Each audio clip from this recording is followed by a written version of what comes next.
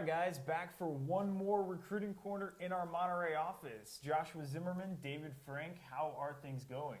It's good. Final stages of packing, living out of a suitcase in my own house, sleeping in a sleeping bag, all the fun stuff that comes with moving. All right, getting right to it, guys. We're going to be talking about Ohio State is getting two-star linebackers to walk onto their team. We're going to tell you what that means for you. We're going to talk about the NCAA tapping the brakes on a lot of their changes. A really great blog we want to share about why Division II might be right for you. And we're going to talk about life after basketball and how important it is to graduate. And Neon Deion Sanders is starting a new profession. We're going to talk about what he's up to next. And, of course, a question coming from Twitter. So let's go ahead and jump right in. Yeah, so this story's coming from Tony Gerdeman, and he was talking about, we all know Urban Meyer can recruit. The guy's a recruiting genius, but he's doing some pretty impressive stuff already at Ohio State. So check this out. Ohio State, obviously one of the most notable programs in all of college football, bringing in Urban Meyer this summer, or this spring I should say, and really trying to vamp up their recruiting efforts, which they did right away. And now, what I want to share with you is how good you have to really be, because we get a lot of confusion. Everybody wants to play Division I football. You know, it was my dream to play Division I football. It's everybody's dream to play Division I football. But how good you really need to be? Well, check this out.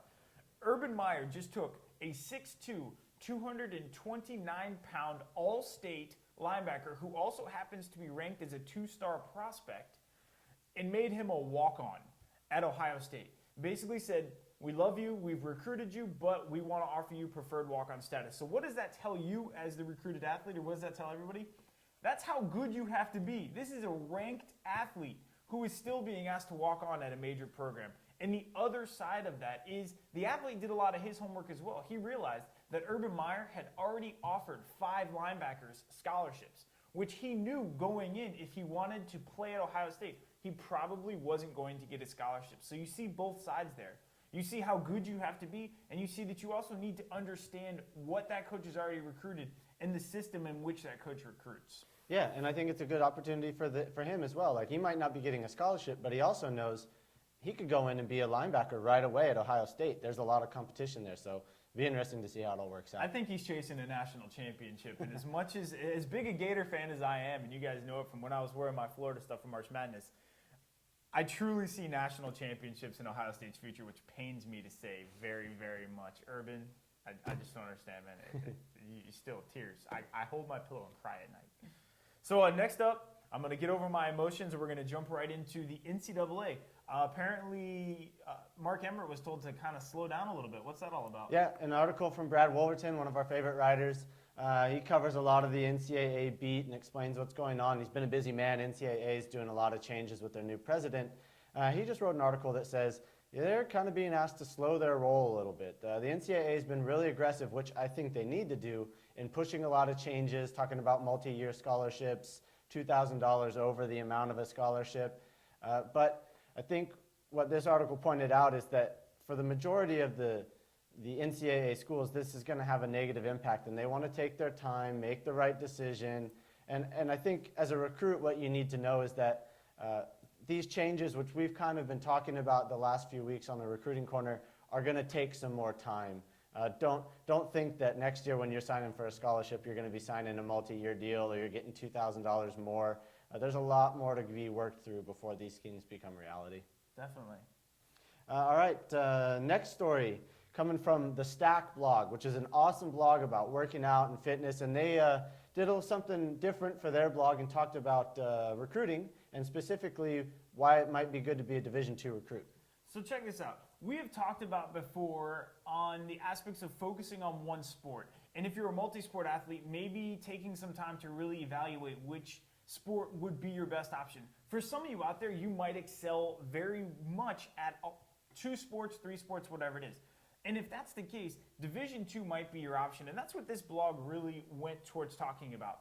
With Division II, it's partial scholarships, and that's what you have to understand. Most of it are what called equivalency scholarships. And playing multiple sports could financially benefit you in the long run. And this blog spoke about the financial viability, I guess, of having multiple scholarship or multiple sports in scholarships. So if you're an athlete and you're playing basketball and you're playing football, you might get more money and you're a good academic than someone who just may play one sport. So multi-sport athletes, definitely pay attention to Division II, still competitive, still great academics, and the best part of all, smaller schools, smaller class size, more one-on-one attention. Yeah, I think so too. There's a lot that goes into making a decision beyond how big a school it is and how much visibility you're going to have as an athlete. So great article. We'll definitely link to it. Suggest you guys read it. Definitely. So next up, life after basketball. Jen Christensen talked about on CNN about some basketball players and how important graduation rates are. Right. So she used a lot of stories coming out of the UConn men's basketball program with, if you don't know, it has one of the worst academic track records of any men's Division I sport, and in particular, one of the worst in basketball. They graduate less than 24% of their men's basketball players. Absolutely atrocious. And they're going to pay for it. They're going to be ineligible for next year's NCAA tournament, which is pretty amazing considering only 2 years ago then they would have been the national champions. So what she talked about is, and she interviewed a lot of these UConn players who are it's hitting home that they're done with basketball. They're not in the NBA. They're not playing overseas, and they don't even have a college education to get a job. And it's really hitting home and has some great testimonials from these guys about the importance of getting an education. I mean, this guy went from being a UConn men's basketball star, thinking he was going to the NBA, to getting paid $75 to play semi-pro basketball and having to work AAU camps running a layup line. Come on, get an education. You've got to have a better future than that. So again, another great article, and it just stresses, guys, you're student athletes. Get a degree and finish school. Guys, one of the things I took away from that article was a statistic, and they said, listen, we all know that you want to play professional sports, all right? Everybody wants to play professional sports. Everybody wants to be rich. Everybody wants to be a celebrity. 1% of college athletes, and this was done through basketball, so 1% of college basketball players will play professionally. The other 99% have to do something else. Whether you still want a career in basketball, that's fine, but it's still a very small percentage that either play overseas or become coaches. Guess what? To become a coach, you have to have a degree. You cannot coach in college without a degree. Most of you, master's degrees. Keep that in mind. Education is important. Yeah, so next up, Deion Sanders is turning into quite the TV personality. He's got a new show coming out, and this article comes from Bob Cook, one of my favorite writers in the sports world.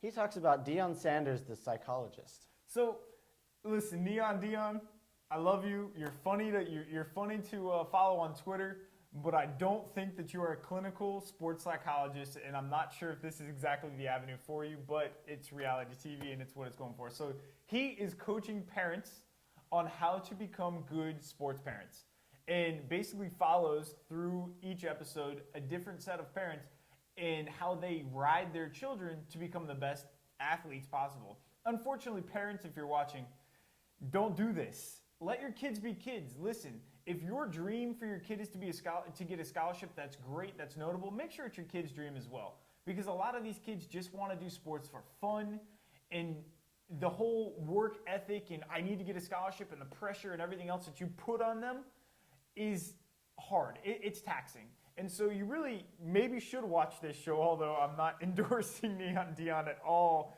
as, again, a sports psychologist. But it definitely, I think, has a positive message on the fact that parents need to relax a little bit.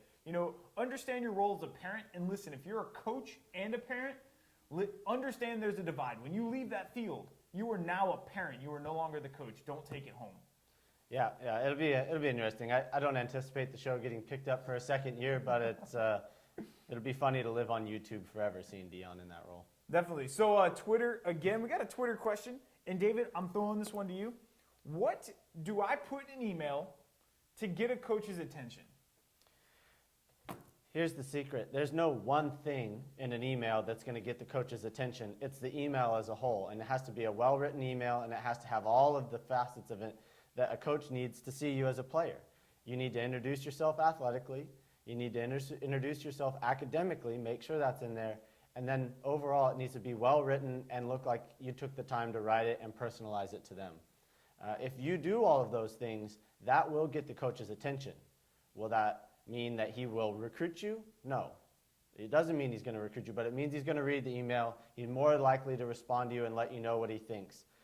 Coaches are looking for a reason not to respond. So if you don't have the information they need, they're not going to ask you for it. And if you write a really poorly structured email, they're not going to respond to it.